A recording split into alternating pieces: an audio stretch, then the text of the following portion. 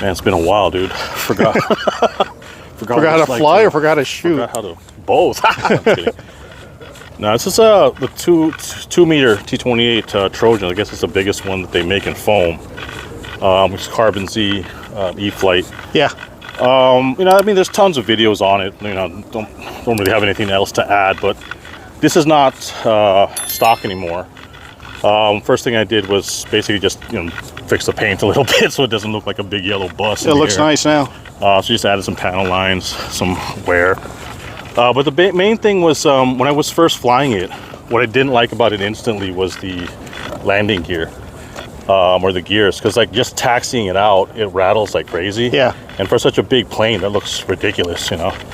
So after kind of trimming it and sorting it out, I put a new landing gear system. The front is from an A10 because other guys have done this mod, and then the mains are from a big FMS P51 1700. Okay. Yeah. They work perfect, man. So last time I flew it, I was surprised at how well it absorbed a lot of the little pebbles and cracks on this runway. But landing is much better. Okay. Because, like, you know, most guys say that it lands so slow and gentle that you don't really need a good suspension. But for me, it just adds to it. Yeah, it looks nice too. For something this scale, like right now, it's like the suspension's actually working. Because when this was stock, the wings would flap and rattle like crazy, just from all the bumps on the runway. Yeah. But now it's super just absorbing it. Yeah. Yeah. So it's you know, makes it look like it's worth its size. Don't hit me with the point. Yeah, of course. Yeah, so the Oleo struts really work well. I mean, it just feels so much smoother now. So before it looked like a little 1 meter T-28. Yeah. Just kind of flopping around all over the place. But the thing I love about the bigger the scale gets, the smoother it looks. 1 minute. Especially on rotation, it just lifts so better scale. it flies. Landing gear. That's with no flaps. Yeah. I guess one of the things to highlight is that everyone's saying, or you know, Horizon was saying that this thing has new retracts so that they don't lock up as easily as the old ones. Because that was the main problem with the V1, is that once it takes off, there's, you know, the weight of the wheels and the drag makes it hard to retract. Oh, really?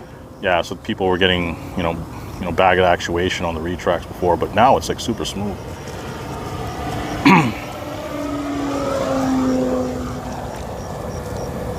So we're flying early morning here in LA at Apollo Field, so we got the sun in our face during the summer. So you're probably just seeing a black silhouette, but the thing I like about this T-28 is it's really got presence. You know, it's not a fast plane. Like, this is full throttle right now. Yeah. But, you know, once it does a pass, it's just got so much presence that it, you know, you really feel the scale of it. 2 minutes. Coming in for a slow pass. No throttle. Nice. And it glides forever. I mean, this is still no throttle, no throttle, no throttle, no throttle, no throttle, all the way to the end of the runway. Yeah. Still no throttle. Just adding some now for the turn. Coming in.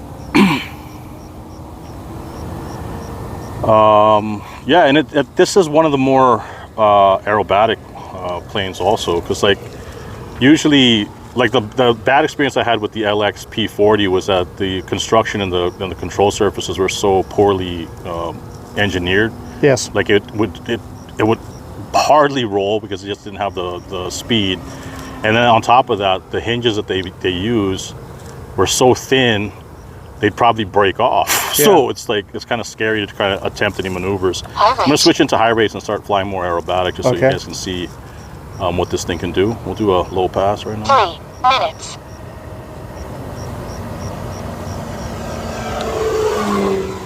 All right, going into high rates, passing that sun. Oh, it moves. Kicking in throttle, yeah. It's got torque. Yeah, for sure. Oh, there it goes. Okay, I'm gonna do an inverted low pass. Yeah, so if you put it at max rate, it's still got, you know, a pretty decent roll rate. It's got a very good roll rate. Yeah, for something of this size. But again, we're still running the stock prop, stock power system. You know, it's flying really scale.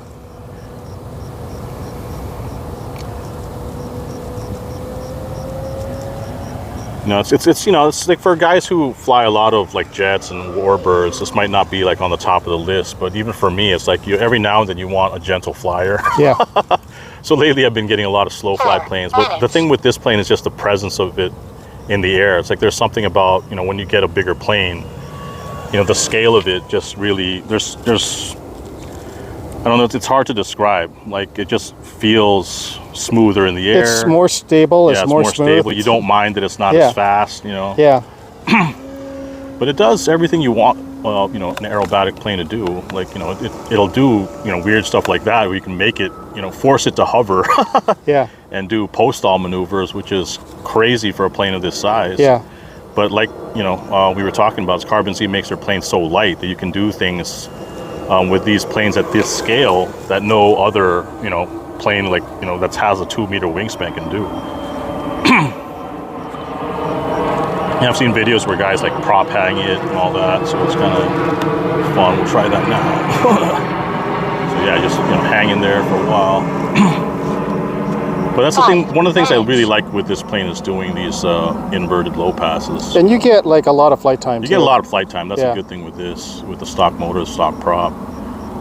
So I wasn't thinking of doing anything too much faster or more high performance, because this thing is, you know, it's just really fun to fly. Yeah. So been in the air for about 5 minutes now, but yeah, just, you know, just something I wanted to show people, you know, it's because again, it's not, if you fly a lot of faster planes, it's really not something that you would probably consider. But for me, it's good. It flies so well and it's so relaxing. I mean, there's just something about it. It's like, you know, once you've flown like fast planes and jets, it's like you really look for something different in between. It's nice to have variety. Yeah, coming in now. And then you'll see on the landing, it just comes in so slow and gentle. You can really, you know, come in for a scale like that. That thing just barely kissed the ground. Beautiful, very nice. But again, one of the things with the Oleo struts is that when you come in for a landing like that, it just absorbs that extra shock. Yeah. So it looks super smooth versus the stock where it was like, a little, if you come bouncy. in just slightly off, there's a tendency for it to bounce. Yeah.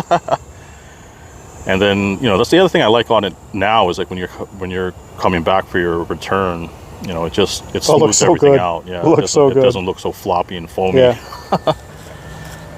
So, you know, one thing I definitely recommend is to switch out the retracts if you can. You know, I just found these retracts from a guy, a friend of ours that was selling it from a crashed FMS P51, and I got it for $10, you know. So, you know, good things like that. Oh yeah, I thought it was F7. No, it was from the P51, the Mustang. Oh, okay. Yeah. All right. The 1700 millimeter. And then all the of front is an A10. I see. Okay. Yeah, that's what it was. Landing. Yeah. Very nice. Nice. I'll just have to do the tail code on the back for Apollo Field.